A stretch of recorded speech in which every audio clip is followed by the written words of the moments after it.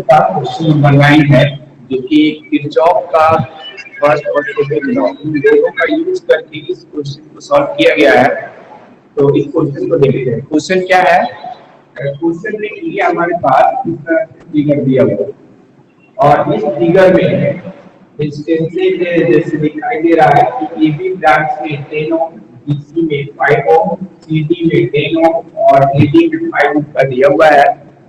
सबसे पहले जब भी इस तरह का और BD ब्रांच में रेजिस्टेंस 5 ओम का जुड़ा, जब भी इस तरह का क्वेश्चन दिया रहता है तो हम लोग क्या करते हैं कि जो बी टेस्ट ऑन ब्रिज होता है, यानी कि बी टेस्ट ऑन ब्रिज, उसको हम चेक करते हैं कि ये जो बी टेस्ट ऑन ब्रिज में दिया हुआ है तो ये ब्रिज बैलेंस है या नहीं बैलेंस है। क्योंकि जब दो रेजिस्टेंस से इस टाइप से जुड़ा हो, किसी पैरेललोग्राम के एडजेसेंट साइड से कनेक्टेड हो और उसके डायगोनल में गैल्वेनोमीटर लगा हो, बाकी के उसके एक डायगोनल में कुछ सेल या बैटरी लगा हो, तो ये बी टेस्ट ऑन ब्रिज का ही सर्किट होता है। तो हम लोग P by Q equal to R by S ये इसको चेक करते हैं। अगर ये ब्रिज बैलेंस्ड होता है उस केसेस में P by Q equal to R by S का कंडीशन फुलफिल होता है, अदरवाइज ये फुलफिल नहीं होता है। तो हम लोग जब ये फुलफिल नहीं होता है उस केसेस में हम लोग इसको आगे जो है किरचॉफ का फर्स्ट और सेकंड लॉ का यूज करके, केवीएल और केसीएल का यूज करके, और तब हम इस ब्रांच में इसकी करंट की वैल्यू फाइंड आउट करते हैं।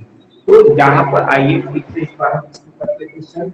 यहाँ पर एबी ब्रांच में जो रेजिस्टेंस होता है सी से, बीसी ब्रांच में जो रेजिस्टेंस क्यू से, और इसमें जो होता है उसको आर से, और इसको कैसे रिप्रेजेंट किया जाता है।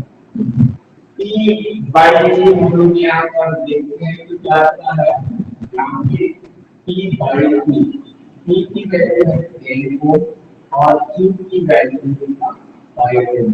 इसको हम डिवाइड करते हैं, इसी तरह से R बाई कैसे निकालेंगे, R की वैल्यू दिया हुआ है, R की वैल्यू दिया है 5 ओम और S की वैल्यू दिया है, और S की वैल्यू है 3 ओम का है। इसको डिवाइड करेंगे तो 1/2 है। इस तरह से देख पा रहे हैं कि जो P by Q, P by Q की जो वैल्यू है वो क्या है, by S के इक्वल नहीं है। P by Q does not equal to R by S, क्योंकि यहाँ 2 है और यहाँ क्या है 1/2 है, इसलिए इक्वल नहीं है। Therefore हम इसको क्या लिख लेंगे, Therefore Wheatstone bridge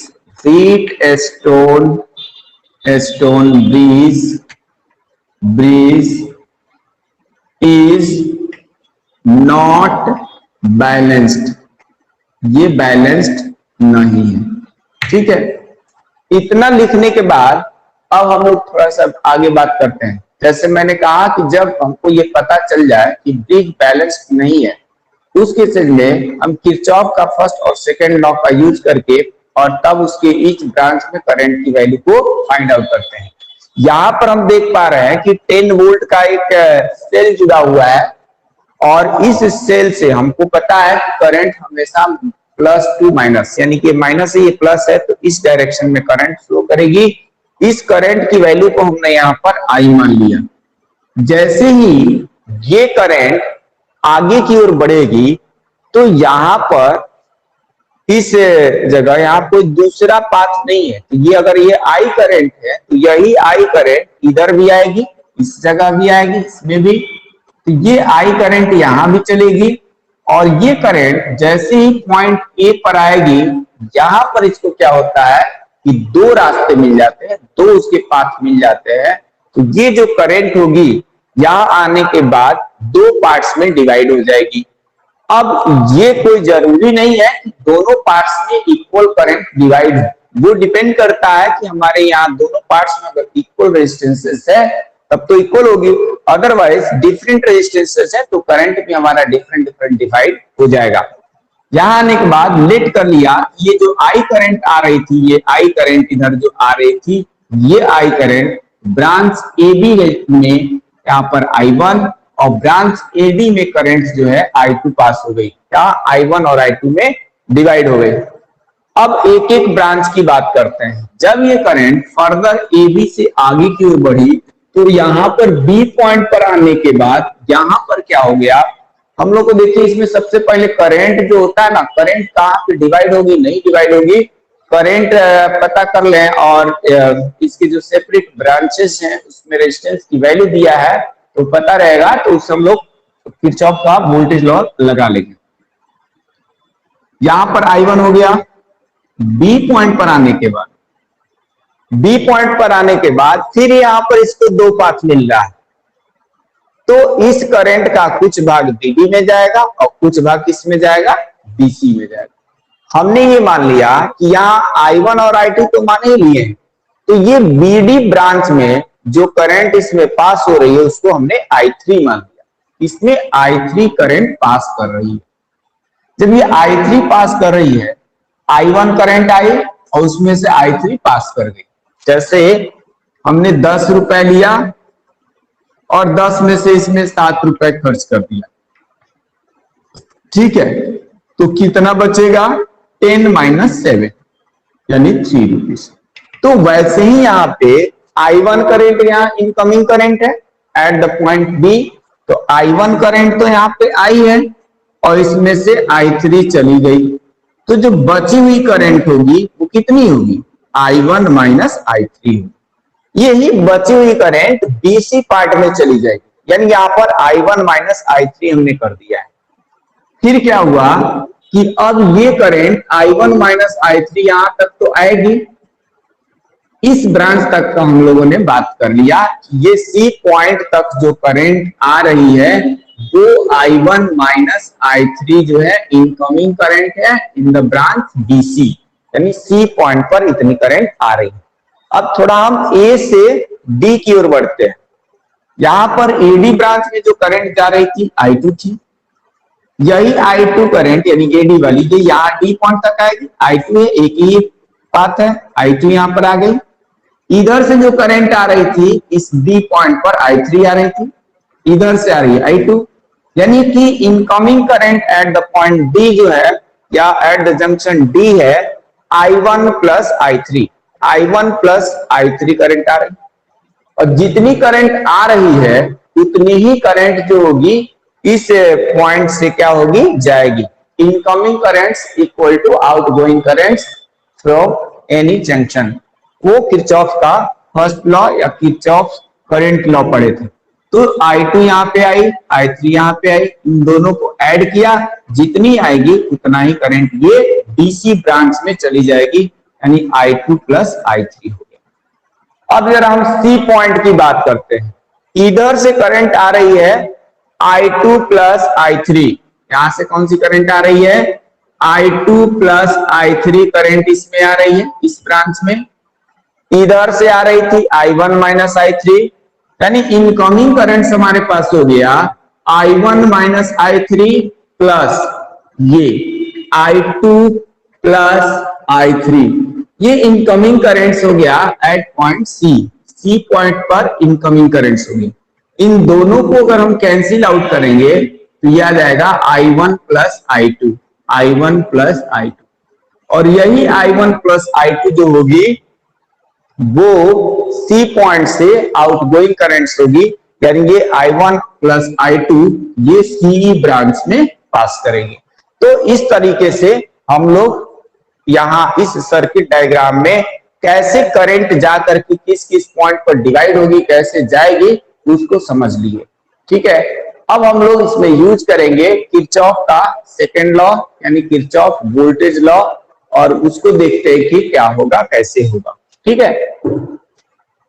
सबसे पहले हम लोग एक जो हमारा क्लोज्ड सर्किट या क्लोज्ड मेश जो है ए बी डी ए लेते हैं।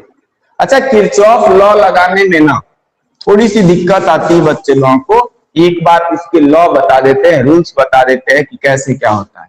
जैसे अगर ये सेल है या बैटरी है, सेल या बैटरी,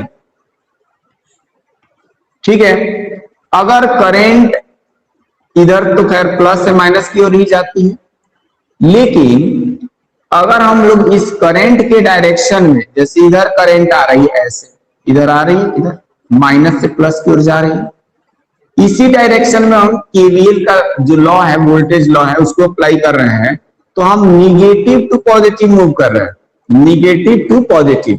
तो माइनस से प्लस की ओर जाने पर ये जो सेल का ईएमएफ होगा उसको हम लोग पॉजिटिव वैल्यू लेते हैं, यानी प्लस का ई लेंगे। माइनस से प्लस जाने पे वैल्यू इंक्रीज करती है, ये वैल्यू इंक्रीज करती है, इसलिए हम ई को लेंगे पॉजिटिव। लेकिन अगर ऐसे कहीं पर हम लोग मूव करते इस डायरेक्शन में, यानी कि अगर हम प्लस से माइनस मूव करते इस टाइप से, उस केसेस में पॉजिटिव टू निगेटिव, यानी कि प्लस से माइनस जा रहा है तो वैल्यू डिक्रीज कर रही है, और डिक्रीज करेगी तो वहां पे माइनस का ई लिया जाएगा, यानी कि ईएमएफ को नेगेटिव लिया जाएगा। करंट के लिए क्या रूल है, जब भी किसी ब्रांच में जहां पे कुछ ना कुछ रेजिस्टेंस है, जब भी उस ब्रांच में करंट अगर पास करेगी तो वहां पर पोटेंशियल ड्रॉप हो जाएगा। जैसे यहां पर 10 ओम है, सपोज करो कि यहाँ पे 2 एम्पियर की करंट पास कर रही है, तो 2 इंटू 10 ओम्स लॉ हम लोग पढ़े हैं, V equal to I R होता है, V equal to I R. हमने बोला कि अगर यहां मान लो 2 एम्पियर होता, यहां रेजिस्टेंस 10 ओम है, तो इसमें पोटेंशियल ड्रॉप 20 वोल्ट का हो जाता। और जहां कहीं भी पोटेंशियल ड्रॉप की बात आएगी ना, यानी पोटेंशियल अगर डिक्रीज कर रहा है, कम हो रहा है, तो हम उसको ओम्स लॉ जब हम लोग ये केवीएल का लॉ लगाएंगे तो उसके साथ माइनस का लिखेंगे, minus I into R, negative. जिस डायरेक्शन में करंट फ्लो हो रही है, जैसे यहां current A to B flow कर रही है, और अगर हम केवीएल का जो लॉ है वो ए बी डी ए ही चल रहा है, यानी जिस डायरेक्शन में हम मूव कर रहे हैं उसी डायरेक्शन, या सिंपली समझ लो करंट की डायरेक्शन में हम लोग जब पोटेंशियल ड्रॉप लेंगे तो माइनस साइन के साथ, ठीक है। और उसके अपोजिट लेंगे, जैसे यहां से ए बी डी ए आ गया, तो करंट आ रही है ए टू डी, हम मूव करें अगर डी टू ए, इस करंट की वैल्यू को उसके साथ माइनस, ये माइनस तो पोटेंशियल ड्रॉप कर रहा, और ये करंट की डायरेक्शन चेंज हो गई तो एक माइनस और लगाएंगे, और इनटू यहाँ पर जो भी रेजिस्टेंस दिया होगा आर या 5 जो भी, उसको लिखेंगे, तो ये माइनस माइनस प्लस हो जाएगा। यानी कि opposite to the direction of the flow of current जब हम लेंगे तो वहां पर पोटेंशियल ड्रॉप जो होगा वो माइनस माइनस मिलके प्लस हो जाएगा, ठीक है। तो ये हमारे पास रूल्स है, in the direction of the current we take the potential drop as the negative minus, and in the opposite direction of the current potential drop is taken positive।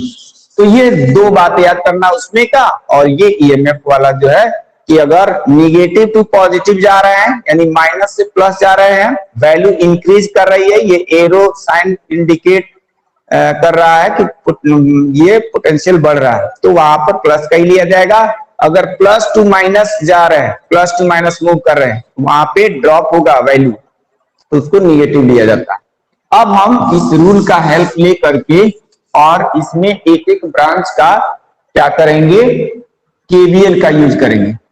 सबसे पहले हमने लिया क्लोज्ड मेश या closed circuit A B D A, क्या लिख रहा हूं, in closed, इसको क्लोज्ड सर्किट लिख लेंगे या closed mesh MESH, mesh A B D A, जिस पॉइंट से हम चलेंगे फिर वहीं पाना है ए बी डी ए, तब जाकर के वो क्लोज्ड सर्किट बनेगा। तो हम यहां से यहां तक चले, ठीक है।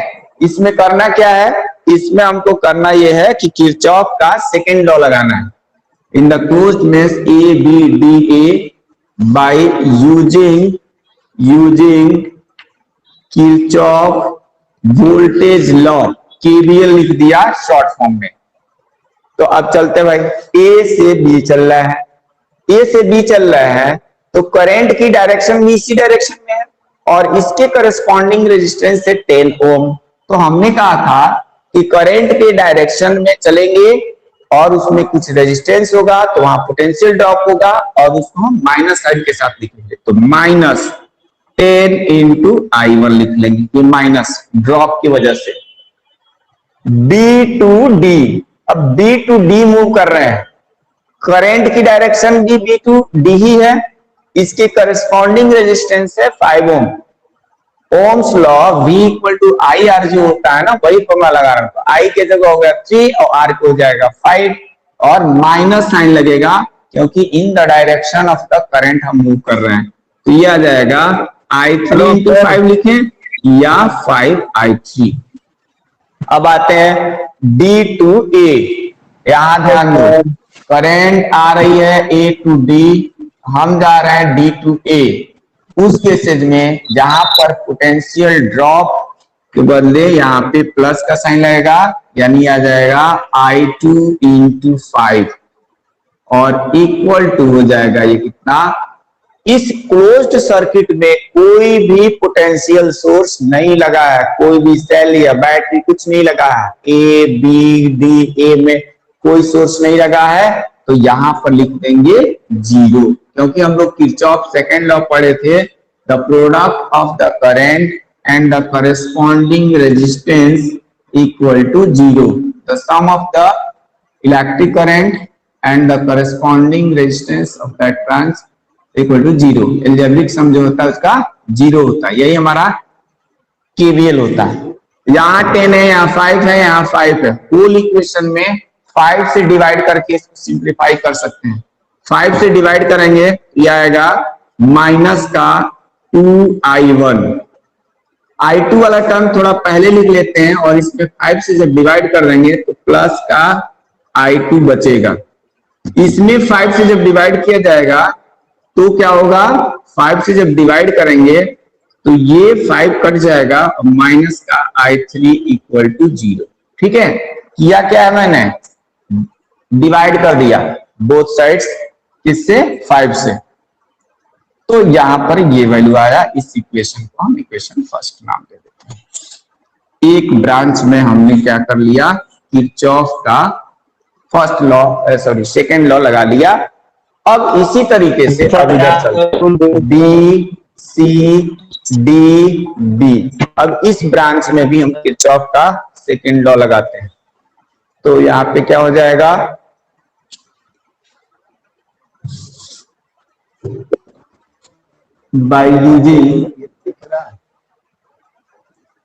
By using Kirchhoff voltage law in the closed mesh, कौन सा है, बी सी डी बी, इसमें हम अप्लाई कर रहे हैं। ठीक है, यहाँ पे क्या आ जाएगा, बी टू सी मूव कर रहे हैं, इसमें क्या है, करस्पॉन्डिंग करंट की वैल्यू कितना है, करंट है I1 माइनस I3 है और इंटू रेजिस्टेंस 5, करंट के ही डायरेक्शन में हम मूव कर रहे हैं, पोटेंशियल में ड्रॉप होगा तो यहां माइनस का लग जाएगा साइन। ठीक है, फिर इधर चलते हैं, C टू D, हम C टू D मूव कर रहे हैं लेकिन करंट जा रही है D टू C, तो यहां पर हम प्लस लिखेंगे, प्लस I2 प्लस I3 और इंटू इनके करस्पॉन्डिंग रेजिस्टेंस है यहाँ पे 10 ओम, तो 10 लिख लेंगे। फिर D टू B मूव कर रहे हैं, करंट आ रही है B टू D, हम मूव कर रहे हैं D टू D, तो यहाँ पे प्लस फिर लग जाएगा क्योंकि अपोजिट चल रहे करंट के, तो यह आ जाएगा I3 इंटू 5 इक्वल टू, इसमें भी कोई सेल या बैटरी नहीं है, यहाँ 0 लिखेंगे। ठीक है, फिर होल इक्वेशन में, पहले इसको हम होल इक्वेशन में 5 से डिवाइड हो सकता है, 5 से डिवाइड करते हैं, पहले कितना आएगा, ये हमारे पास माइनस का I1 माइनस I3 ही रहेगा और इसमें 5 से डिवाइड कर दिए तो यहाँ 2 बचेगा, तो 2 टाइम्स I2 प्लस I3, इसमें 5 से डिवाइड कर दिया, I3 बचेगा इक्वल टू 0। अब थोड़ा सा इसको सिंप्लीफाई कर लेते हैं। सिंप्लीफाई कैसे होगा, यहाँ पे हम सिंप्लीफाई करेंगे, माइनस में I1 से मल्टीप्लाई होगा, माइनस का I1 आ जाएगा, ये माइनस में माइनस से मल्टीप्लाई होगा, प्लस का आ जाएगा, प्लस I3 आ जाएगा। इसको मल्टीप्लाई करेंगे 2I2 plus 2I3 plus I3 equal to 0। I3 का टर्म यहां भी है, यहां भी है, यहां भी है, 1 1 2 और 2 4, और ये जो है 4I3 का टर्म हमारे पास आ गया इक्वल टू इधर 0। माइनस का I1, यहां पर प्लस का 2I2, ये हमारे पास नेक्स्ट इक्वेशन आ गया, इक्वेशन सेकंड आ गया।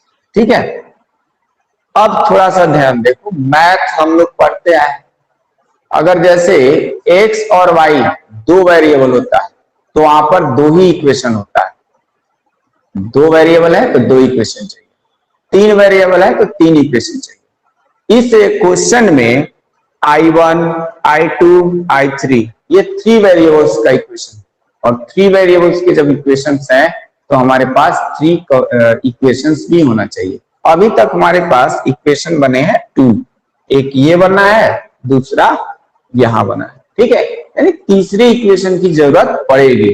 अब वो इक्वेशन कैसे बनाएंगे तो ध्यान देना, हम जो बताए थे ना उस दिन, तो कुछ हो सकता है मिस्टेक हो गई हो। हमने क्या कर लिया था, A B C E F A, next हमारा ये क्लोज सर्किट लिया था पूरा बड़ा वाला। ठीक है, तो कुछ मिस्टेक हो गया था। आज जो है हम लोग उस पूरे बड़े वाले को नहीं लेंगे, इधर से लेंगे, यहां से A D यानी नीचे वाला सर्किट, ऐसे A D C E F A, इस नीचे वाले सर्किट को लेकर के, और तब इसको सिंप्लीफाई करेंगे, इसका सॉल्यूशन और इसका आंसर बिल्कुल करेक्ट आ रहा है। ठीक है, तो हम यहाँ पे लिख रहे हैं इन क्लोज्ड सर्किट। कौन सा क्लोज सर्किट है भाई, ए डी, पहले यहां लिख लेता हूं, ए डी सी, उधर बढ़े सी, फिर यहां से इधर आए ई, यहां से इधर आए एफ, एफ से ए गए तो ए। इस सर्किट की बात कर रहा, इसमें हम लोग किरचॉफ का सेकेंड लॉ लगा लेते हैं। कैसे लगेगा, ए टू डी मूव कर रहे हैं, करंट की डायरेक्शन भी इधर ही है, I2 ऐसे ही जा रही है, और हम लोग भी इसी तरह से मूव कर रहे हैं। इसमें करंट I2, इसमें इसमें रेजिस्टेंस 5 ओम, यानी करंट के डायरेक्शन में पोटेंशियल ड्रॉप होगा, तो माइनस साइन के साथ लिखते हैं, यानी कि माइनस का I2 into 5, V equal to IR, तो I2 इंटू 5। ठीक है, इधर बढ़े इस टाइप D टू C। अब वहां D टू C जब बढ़ रहे हैं तो वहां पर क्या देख रहे हैं कि I2 plus I3 D to C का डायरेक्शन D टू C भी C ही है, और इसके करस्पॉन्डिंग रेजिस्टेंस है 10 ओम, तो ये भी यहां पर माइनस का साइन लगाएंगे और I2 प्लस I3 इंटू 10 लिख लेंगे। ए से डी पहुंचे, माइनस साइन के साथ डी टू सी गए, करंट का डायरेक्शन भी वही है जिस डायरेक्शन में हम मूव कर रहे हैं, पोटेंशियल ड्रॉप होगा, माइनस लिख दिया, करस्पॉन्डिंग रेजिस्टेंस 10 है, मल्टीप्लाई सी टू ई। अब सी टू ई में बताओ कोई रेजिस्टेंस है क्या, सी टू ई में कोई रेजिस्टेंस है ही नहीं, तो यहां पर हम कुछ नहीं लिखेंगे। अब थोड़ा आगे बढ़ते हैं, E two F, E two F में देखो एक यहां पर सेल लगा हुआ है, इसमें हम मूव किधर से कर रहे हैं, E two F. E two F का मतलब ये हुआ हम ये -2 प्लस मूव कर रहे हैं, माइनस प्लेट से पॉजिटिव प्लेट तक। अब माइनस से प्लस, मान लो कहीं -2 है और इधर हम प्लस का 2 चल रहे हैं, प्लस का 2 चाहे +5 +3, -2 से +2 चलेंगे, ये वैल्यू इंक्रीज कर रही है ना, नेगेटिव वैल्यू है, ये पॉजिटिव है, तो वैल्यू इंक्रीज कर रही है। और जब वैल्यू इंक्रीज करेगी तो इसका साइन ईएमएफ का प्लस का लिया जाएगा, यानी प्लस का 10 वोल्ट। ठीक है, फिर थोड़ा आगे बढ़े तो यहां पर करंट आ रही थी I1 प्लस I2, या उसी चीज को हमने I माना था, तो यही करंट इधर जाएगी I1 प्लस I2। तो या तो हम 10 इंटू आई लिखे माइनस का, या हम 10 इंटू ये जो भी हमारा I he I1 plus I2 में डिवाइड हुई है, तो हम यहाँ नेक्स्ट जो लिखेंगे माइनस साइन के साथ लिखेंगे, क्योंकि करंट का डायरेक्शन और हमारा जो इधर चल रहा है वो दोनों सेम है। तो यहाँ पर आ जाएगा माइनस I1 प्लस I2 और इंटू करस्पॉन्डिंग रेजिस्टेंस है 10 ओम, तो 10 लिख ले। अब थोड़ा आगे बढ़ते हैं, F तक आ गए। अब F से A बढ़ेंगे। F से A में क्या कोई रेजिस्टेंस है? नहीं है, करंट तो पास कर रही है, और जब रेजिस्टेंस नहीं है तो पोटेंशियल ड्रॉप भी नहीं होगा। तो इसलिए इधर फाइनली जो है हम लोग 0 लिख देंगे। इन सबका एल्जेब्रिक सम 0 ही होता है। किरचॉफ का जो सेकंड लॉ कहता है द प्रोडक्ट ऑफ द, या फिर कह सकते हैं in the closed circuit the total EMF of the that circuit is 0, या algebraic sum of the EMF is 0, या पोटेंशियल ड्रॉप इज 0। या फिर लिखते हैं the product of current and the corresponding resistance, the sum of product of current and corresponding resistance is 0। तो या algebraic sum भी कहा जाता है। तो ये वही चीज है। यहाँ पर देखो जरा, 5 यहाँ है, यहाँ 10 है, यहाँ भी 10 है, यहाँ भी 10 है। होल इक्वेशन को हम लोग क्या कर सकते हैं, 5 से डिवाइड कर सकते हैं।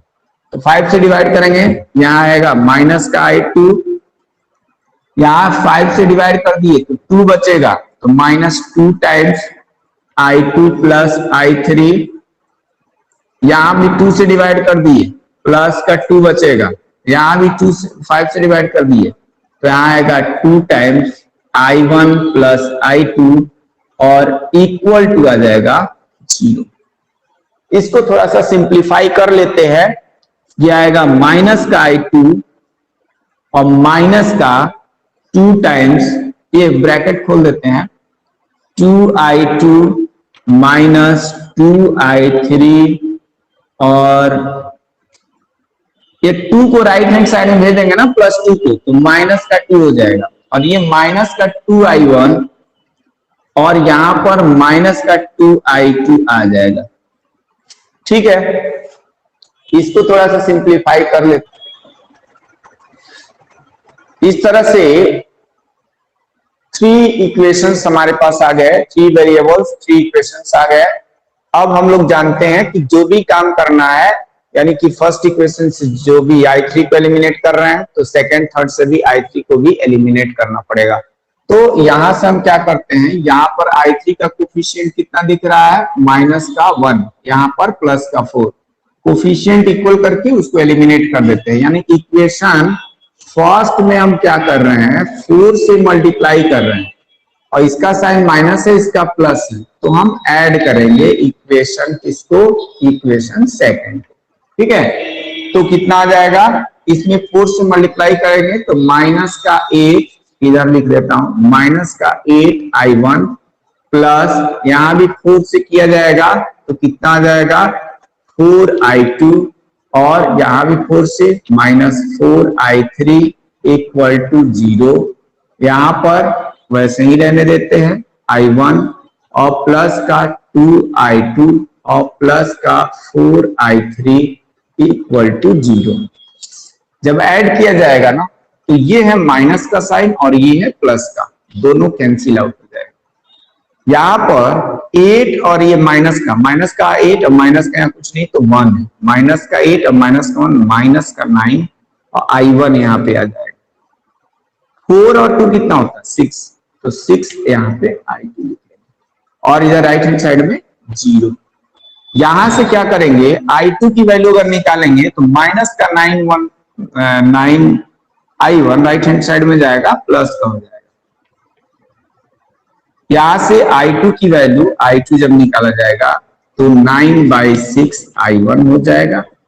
3 से डिवाइड करेंगे, 3 2 जा 6 और 3 3 जा 9, तो ये आ जाएगा 3/2 I1।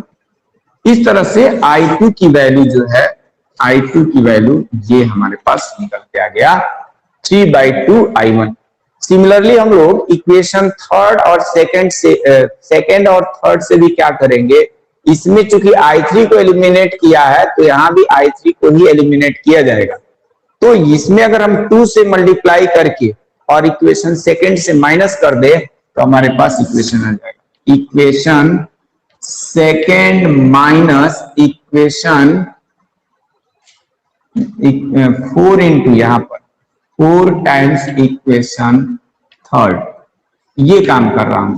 ठीक है, इक्वेशन थर्ड में 4 से मल्टीप्लाई, 4 से नहीं 2 से कोफिशिएंट इक्वल करना है, यहाँ 4 है यहाँ पर 2 है, तो इसको 4 बनाने के लिए इस इक्वेशन थर्ड में इससे मल्टीप्लाई कर रहा हूं 2 से। ऊपर जो भी इक्वेशन लिखा है सेकेंड, उसको हम ऐसे ही लिख लेंगे, एज इट इज रहेगा, यानी -I1 प्लस का 2I2 और प्लस का 4I3 रहेगा, इक्वल टू हो जाएगा 0, और इसके बाद इसमें 2 से मल्टीप्लाई किया जाएगा तो 4I1, इसमें आ जाएगा प्लस 10I2, इसमें हम 2 से मल्टीप्लाई कर रहे हैं 4I3, इक्वल टू यहाँ पर 2 से मल्टीप्लाई हो रहा है 4, और यहाँ पे क्या किया जा रहा है, दोनों का साइन प्लस है इसलिए यहाँ माइनस लिखा है मैंने, यानी कि माइनस करना है तो ये साइन चेंज होगा, इसका भी साइन चेंज होगा और इसका भी साइन चेंज होगा। ये प्लस का 4I3 है, ये माइनस का 4I3 है, ये दोनों जो है गुजर जाएंगे, और यहां क्या बचेगा, माइनस का 4I1 और माइनस का I1, यानी माइनस का 5I1 बचेगा। यहां है 2I2 और ये है माइनस का 10I2, तो माइनस का 8I2 बचेगा, इक्वल टू यहां भी साइन चेंज होगा, यानी माइनस का 4। इस तरह से हमारे पास -5I1 -8I2 इक्वल टू -, सब में माइनस है, चाहे तो माइनस को उड़ा सकते हैं, उड़ा देते हैं इसको, 5I1 plus 8I2 equal to 4 कर लिया। ठीक है, सब इस जगह से माइनस साइन को हटा दिया। अब इसमें हम क्या करते हैं, जहां से जो I2 की वैल्यू निकाले हैं ना, इस इक्वेशन को मान लेते हैं, इक्वेशन यहाँ पर 4 नाम दे देते हैं, इक्वेशन 4, यहां से जो I2 की वैल्यू निकाले हैं, इस I2 की वैल्यू इसमें कहीं पे रख देते हैं। ठीक है, तो इसको जब रखा जाएगा तो कितना आ जाएगा, इसको हम यहाँ पे रख देते हैं, पुटिंग द वैल्यू ऑफ, इधर से लिख देता हूं पूरा यहां से, putting the value of, putting the value of I2 in equation 5, इसको इक्वेशन 5 मान लेते हैं, इसको इक्वेशन 5। ठीक है, तो I2 की वैल्यू रखना है, यानी 5I1 ऐसे ही रहा, प्लस 8I2, हम यहाँ प्लस का 8 लिख लेंगे। I2 की वैल्यू जरा देखो क्या आया, 3/2 I1, तो यहाँ हम लिख लेंगे 3/2 I1 हो जाएगा। ठीक है, इक्वल टू है 4, इक्वल टू 4, 2 से 8 को डिवाइड करेंगे 4 आ जाएगा।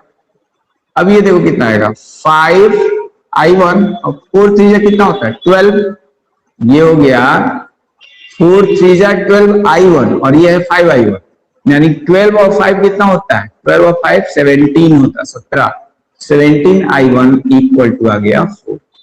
यहां से I1 की वैल्यू जब हम लोग निकालेंगे तो 4/17 आ जाएगा। तो I1 हमारा 4/17 एम्पियर ही आंसर आया हुआ है।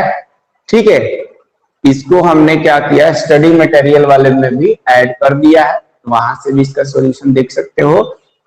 तो I1 इक्वल टू 4/17 ए यानी एम्पियर। और जब I1 आ गया ना, तो यहां जो इक्वेशन 4 हम जिसको माने थे, ये इक्वेशन 4 यहाँ पे, इसको इक्वेशन 4, इस इक्वेशन 4 में I1 की वैल्यू को सब्स्टिट्यूट कर दिया जाएगा तो I2 निकल जाएगा।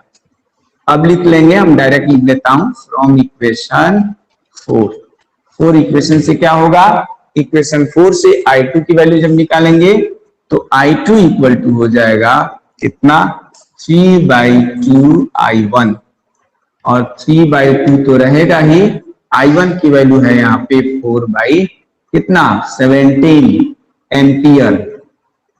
2 से 4 को कैंसिल करेंगे 2 आएगा, और 3 2 जा होता है 6, तो ये आ गया 6/17 एम्पियर। अब हमारे पास I1 निकल गया, I2 निकल गया, अब क्या बच गया, I3 की वैल्यू को भी हम लोग किसी भी इस 3 वेरिएबल्स वाले में, यानी I1 I2 I3 वाले हैं, किसी भी इक्वेशन में हम इसकी I1 I2 की वैल्यू को रखेंगे तो I3 की वैल्यू भी आ जाएगी। और जब I3 की वैल्यू आ जाएगी तो यहाँ पूछा था क्वेश्चन में कि find the current in each branch of the given circuit, यानी AB ब्रांच में कितना करंट फ्लो करेगी, BC में कितना फ्लो करेगी, CD में कितना, AD में कितना और BD में कितना। तो फिगर के अकॉर्डिंग हमारे पास I1 AB ब्रांच का करंट है, निकाला जा चुका है, AD ब्रांच में I2 है, वो भी निकाल चुके हैं। अब बचेगा क्या क्या, BD ब्रांच का यानी I3 निकालना है, और जब I3 निकल जाएगा तो यहाँ से BC और CD की वैल्यू भी हम लोग निकाल सकते हैं। तो अब हम लोग नेक्स्ट काम करने जा रहे हैं, जो हमारा इक्वेशन फर्स्ट ही ले लेते हैं। इक्वेशन फर्स्ट में I1 और I2 की वैल्यू को सब्स्टिट्यूट करते हैं, और उस I1 I2 की वैल्यू को सब्स्टिट्यूट करने से हमारे पास क्या निकल के आ जाएगा, I3 की वैल्यू आ जाएगी। ठीक है, उसको हम लोग सब्स्टिट्यूट करके और तब फाइंड आउट करते हैं।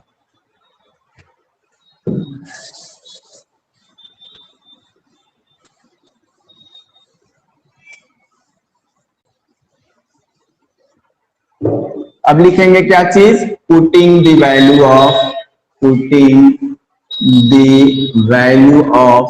वैल्यूज लिख देता हूं, values of I1 and I2 in equation first में रख रहा हूं। इक्वेशन फर्स्ट में यहाँ पे रख रहा है वैल्यू, तो ये आएगा -2। I1 की वैल्यू देखो कितना निकाले हैं, 4/17, तो यहां पर हम 4/17 लिख लेंगे, और प्लस I2 भी निकला हुआ है 6/17, तो यहां 6/17 लिख लेंगे, माइनस का है I3 इक्वल टू 0। यहाँ पे थोड़ा ध्यान दो, -I3 को अगर हम राइट हैंड साइड में इसको भेज दूं तो ये प्लस का I3 हो जाएगा, यहां तक कोई प्रॉब्लम नहीं होना चाहिए। यहां पर एलसीएम अगर हम देखें, ये 17 ये भी 17, तो 17 और 17 का एलसीएम 17 ही आएगा। ऊपर ये 2 4 जा 8 यानी माइनस का 8, और ये क्या है प्लस का 6। 8 में से 6 जाएगा, कितना जाएगा, माइनस का 2 और बाई यहाँ 17 इक्वल टू I3।